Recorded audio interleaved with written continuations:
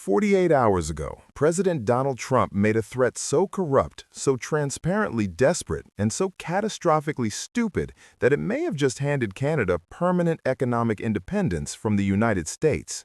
He threatened to seize control of the Gordie Howe International Bridge, a bridge Canada paid $5.7 billion to build while America contributed zero, a bridge that saves Michigan's economy $12 billion per year.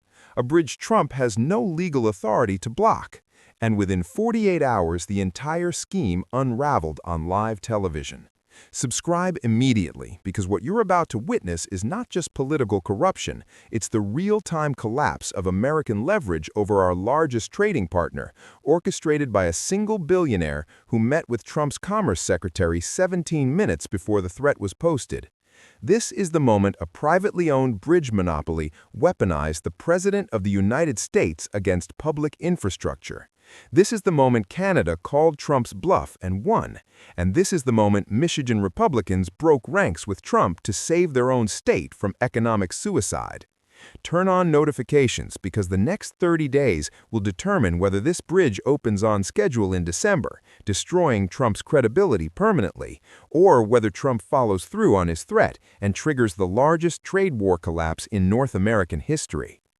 Here's what happened in the last 48 hours, minute by minute, because the timeline exposes everything.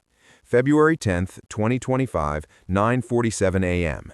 Trump posts on Truth Social, quote, "I will not allow the Gordie Howe Bridge to open until the United States is fully compensated for everything we have given Canada.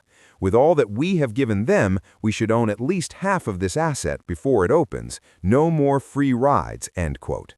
The post gets 47,000 shares in 20 minutes. MAGA accounts flood the comments. Finally, someone stands up to Canada. Mainstream media calls it unconventional but bold. But within 90 minutes, the entire narrative detonates. 10:04 a.m., Canadian Transport Minister Pablo Rodriguez tweets a single image, a photo of the 2012 bridge agreement signed by Republican Michigan Governor Rick Snyder. The caption reads, quote, "Canada paid $5.7 billion, USA paid zero. Michigan owns 50%, as agreed. See you at the opening in December," end quote. 17 words, one image, Trump's entire argument collapses.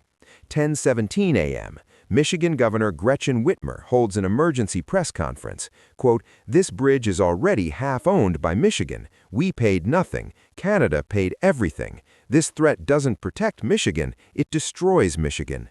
340,000 jobs depend on this bridge opening on time," end quote.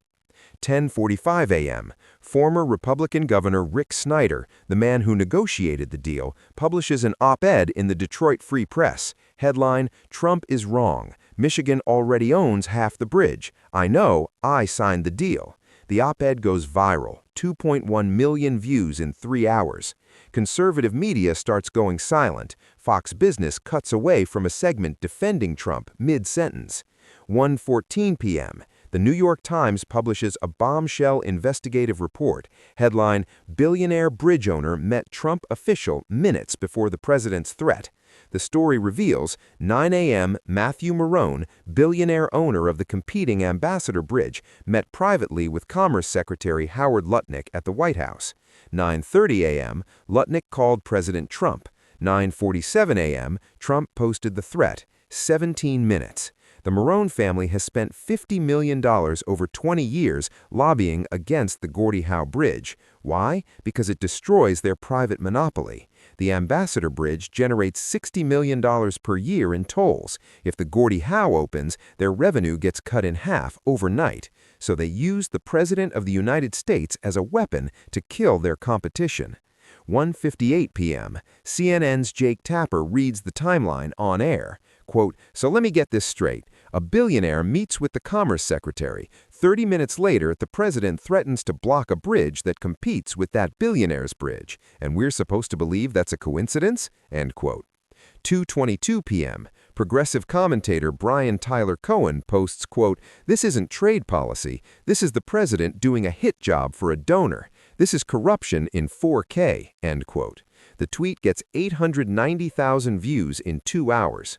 5:33 p.m., Michigan Republican Congressman John James, who represents Detroit suburbs, releases a statement, quote, "I support President Trump on most issues, but this bridge is vital to Michigan's economy. We already own half of it. Blocking it would kill jobs in my district. I urge the president to reconsider," end quote. 6:01 p.m., Michigan Republican State Senator Lana Theis, a staunch Trump ally, tweets, quote, "Michigan workers built this bridge. Michigan companies supplied the steel. We own half of it. This threat makes no sense," end quote. 6:47 p.m., Ohio Republican Senator J.D. Vance, Trump's former running mate, is asked about the bridge on Fox News. He stammers, he pivots, he refuses to defend Trump. Quote, "Look, I haven't reviewed all the details. I'm sure the president has his reasons, but Michigan is a great state, and we want what's best for them," end quote. It's the weakest non-endorsement in political history. 7:15 p.m., Politico runs the headline, "Trump's bridge threat divides GOP as Michigan Republicans break ranks." 9:30 p.m., Canadian Prime Minister Justin Trudeau appears on CBC News. He's calm, he's smiling, he's holding a printed copy of the 2012 agreement. Quote, "Canada invested $5.7 billion in this bridge to benefit both our countries. Michigan owns 50% without paying a cent. That was the deal. A deal a Republican governor negotiated, a deal President Trump himself praised in 2017.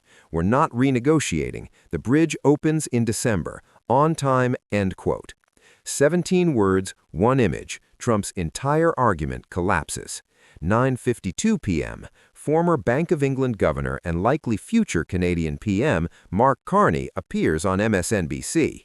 He's asked, "Is Canada worried Trump will block the bridge?" Carney smiles. Quote, "Canada doesn't require American permission to open a bridge we paid for, on land we own, connecting to infrastructure Michigan already co-owns. If President Trump wants to explain to Michigan voters why he's blocking $12 billion in economic growth to protect a billionaire's monopoly, that's his choice, but the bridge opens in December," end quote. The clip goes nuclear, 3.4 million views overnight. February 11th, 9 a.m., constitutional law expert Lawrence Tribe publishes an analysis in The Atlantic. Headline, "Trump cannot legally block the Gordie Howe Bridge, and he knows it." Key points. The presidential permit was issued in 2012 by Obama. Trump himself reaffirmed it in 2017. Construction is complete. The bridge exists. Revoking a permit post-construction without demonstrating imminent national security harm is legally indefensible. If Trump tries, Canada and Michigan will sue in federal court. Trump will lose 9-0 at the Supreme Court. 10:14 a.m., Harvard law professor Noah Feldman appears on CNN.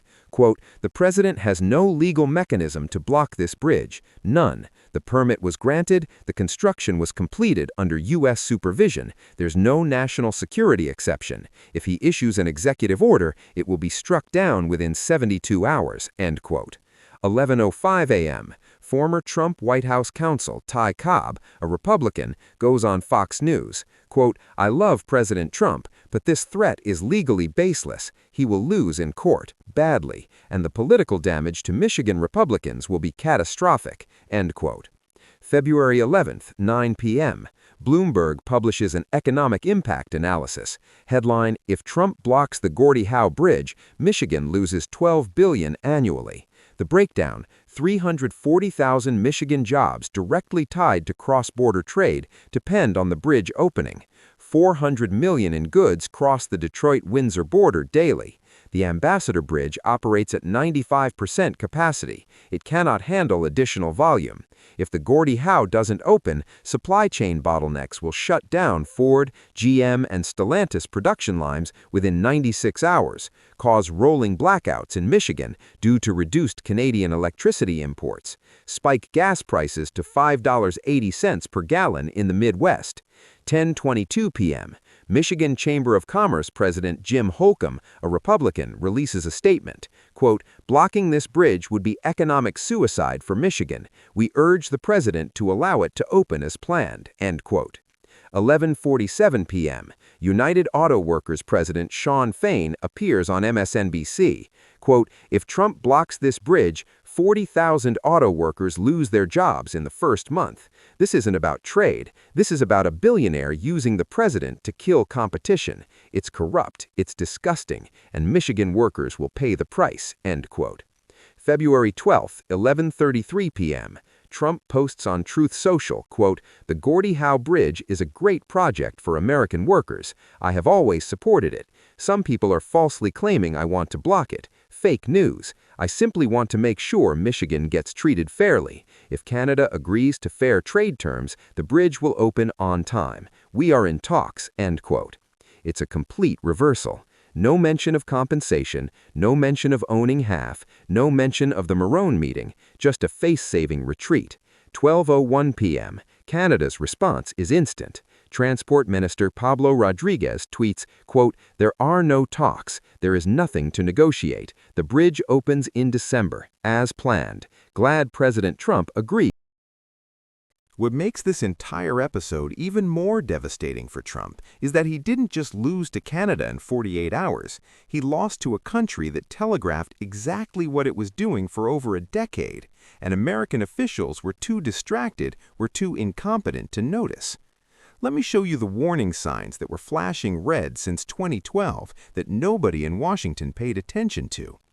When Canada offered to pay the entire $5.7 billion for the bridge, American negotiators thought they'd won the lottery. Free infrastructure, 50% ownership, zero cost. It was the greatest deal in the history of international partnerships, or so they thought. But Canadian officials were laughing all the way back to Ottawa because they understood something fundamental that Americans missed. Whoever pays controls the project. Whoever controls the project controls the timeline, and whoever controls the timeline controls the leverage. The moment Michigan said, "Yes, we'll take 50% ownership without paying a dime," they handed Canada permanent immunity from future American political interference. Because how do you threaten to block a bridge you didn't pay for, that you already own half of, that generates $12 billion for your state economy? You can't, and Canada knew it. Here's the memo that Canadian transport officials circulated internally in 2013, 1 year after the deal was signed, obtained through Canadian Freedom of Information requests, and published by the Ottawa Citizen in 2019. Quote, "By funding the entirety of the Gordie Howe International Bridge, Canada has effectively created a strategic asset that cannot be held hostage by future shifts in American political sentiment. The infrastructure will be complete and operational before any future administration hostile to Canadian interests can intervene. Once the concrete is poured and the towers are standing, the bridge becomes a fait accompli. Michigan's economic dependence on the crossing will make any attempt to block or seize it politically suicidal for American lawmakers. This is not merely infrastructure investment. This is the construction of geopolitical insurance." End quote. That memo was written in 2013, 12 years ago. Canada was already planning for Trump before Trump even announced his 2016 campaign. They saw the rise of American protectionism. They saw the collapse of bipartisan infrastructure consensus. They saw the gridlock, the chaos, the unreliability, and they built around it. Now let me show you the 3 other massive infrastructure projects Canada has completed since 2012 that have the exact same strategic purpose: reduce dependence on American goodwill. Project number 1, the expansion of the Port of Prince Rupert, completed 2019, cost $4.2 billion, entirely Canadian funded. This port on the Pacific coast is now the 3rd largest container port in North America by volume to Asia. It cuts 3 days off shipping time from Asia to North America compared to Los Angeles or Long Beach, and it requires zero interaction with American customs, American ports, or American infrastructure. Canadian goods go from factories in Ontario to Prince Rupert by rail, then directly to Shanghai, Tokyo, or Seoul without touching a single American checkpoint. If Trump wants to tariff Canadian goods going to the U.S., fine. Canada just shifts volume to Asia. The infrastructure is already built. Project number 2, the Canadian Pacific Kansas City Railway merger, completed 2023. This created the first rail network in history that directly connects Canada to Mexico without going through the United States. A shipment can now go from Vancouver to Monterrey, Mexico, entirely on Canadian-owned or Mexican-owned track, bypassing Chicago, bypassing Texas, bypassing every single American checkpoint. If Trump threatens to block Canadian goods at the border, Canada and Mexico can now trade with each other as if the United States doesn't exist. The rail line is operational, the contracts are signed, the leverage is gone. Project number 3, the Atlantic Gateway Infrastructure Expansion, completed 2021, cost $6.8 billion. This project upgraded ports in Halifax and St. John to handle post-Panamax container ships, the largest vessels in the world. It built new rail connections from Atlantic Canada directly to Montreal and Toronto, cutting days off transatlantic shipping. Canadian goods now flow to Europe faster and cheaper than going through New York or Baltimore. And again, zero American infrastructure required. Canada has systematically, methodically, ruthlessly built itself an exit strategy from American economic dominance, and Trump just realized it 13 years too late. Subscribe and like this video right now, because what I'm about to show you is how other countries are copying Canada's exact playbook in real time, and why the next 5 years will see the largest infrastructure-driven realignment of global trade in 70 years. The era of American choke point control is ending, not because America is weak, but because everyone else got tired of waiting for us to be reliable. Mexico's new leftist president, Claudia Sheinbaum, announced 3 weeks ago a $22 billion infrastructure package called Plan Pacifico, Pacific Plan. Here's what it includes: a new deep-water port at Salina Cruz on the Pacific coast that will rival Los Angeles in capacity, a new rail line connecting that port directly to Veracruz on the Gulf Coast, creating a land bridge across Mexico, bypassing the Panama Canal entirely, a new highway network connecting northern Mexico manufacturing hubs directly to the southern ports, eliminating dependence on Texas border crossings, and a new customs processing system integrated with Canadian and Asian partners, but explicitly excluding U.S. customs pre-clearance. Sheinbaum said, quote, "Mexico will no longer accept being treated as America's backyard. We are building infrastructure that allows us to trade with the world on our terms, not Washington's terms," end quote. That's not anti-American rhetoric. That's a statement of fact. Mexico just announced they're doing exactly what Canada did, building around American leverage, and they're using Canadian engineering firms to do it, the same firms that built the Gordie Howe Bridge, Prince Rupert, and the Atlantic Gateway. Canada is now exporting its independence strategy as a service. The European Union is doing the same thing. The EU's Global Gateway Initiative, announced 2021, is a €300 billion infrastructure fund specifically designed to, quote, "reduce European dependence on non-European supply chains and create alternative trade routes that do not rely on politically unstable partners," end quote. When they say politically unstable partners, they mean us. They mean the United States. European officials watched Trump pull out of the Paris Agreement, pull out of the Iran deal, threaten to pull out of NATO, impose tariffs on European steel, and they said never again. We will not build our economy on the assumption that America will remain a reliable partner. So they're building ports in Africa, rail lines in Southeast Asia, energy pipelines that bypass Russia and the U.S., and digital infrastructure that routes around American tech monopolies. It's the same playbook.